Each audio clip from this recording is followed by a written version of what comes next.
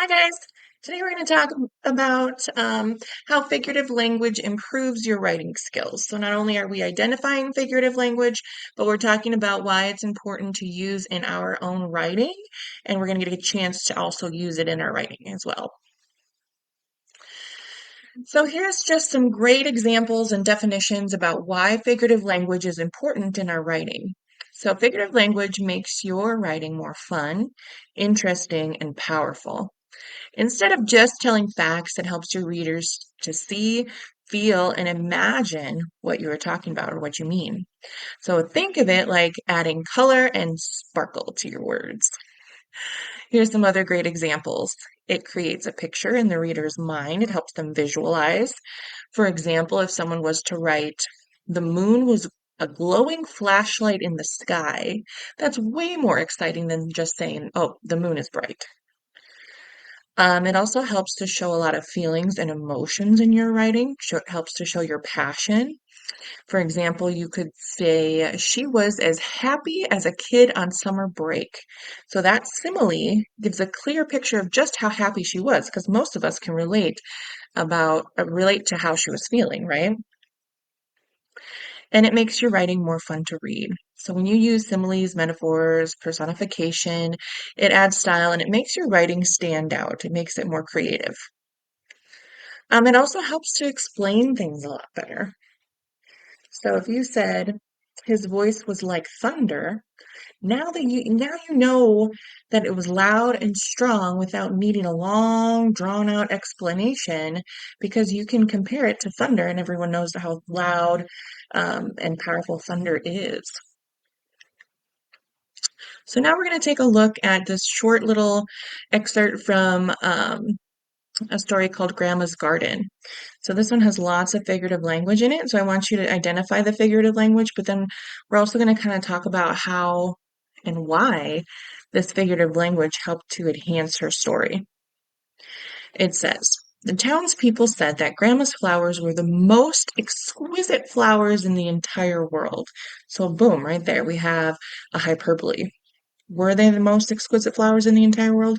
No, but a hyperbole is an exaggeration.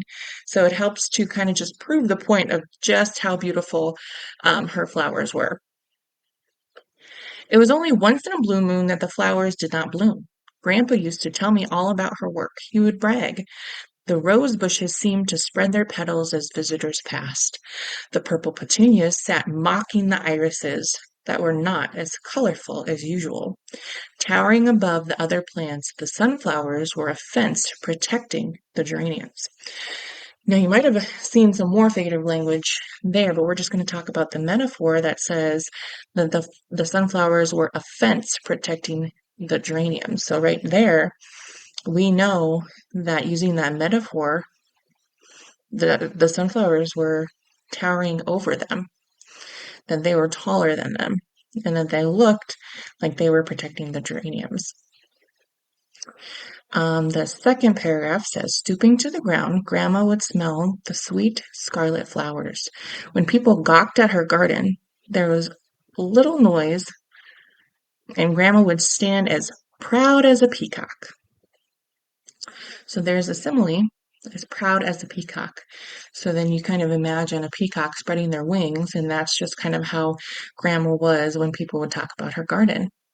Occasionally, a bee's buzzing would break the silence, and the giggles of children would echo throughout the neighborhood. So, buzzing right there is an onomatopoeia, which is also a great way to add creativity and make your writing really stand out.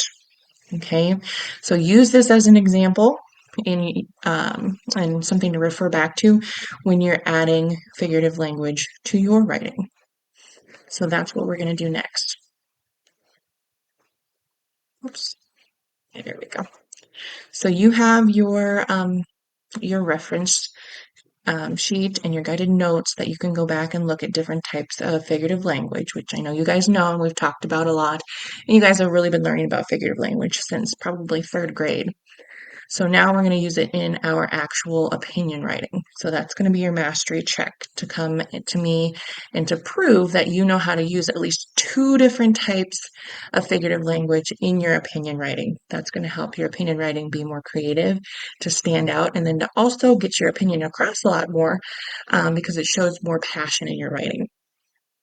Okay, so don't forget to refer back to this video and your guided notes, and then you're also going to get some extra practice in the task cards around the room where you can use this reference guide to look for things like similes, metaphors, onomatopoeia, alliteration, hyperbole, and personification.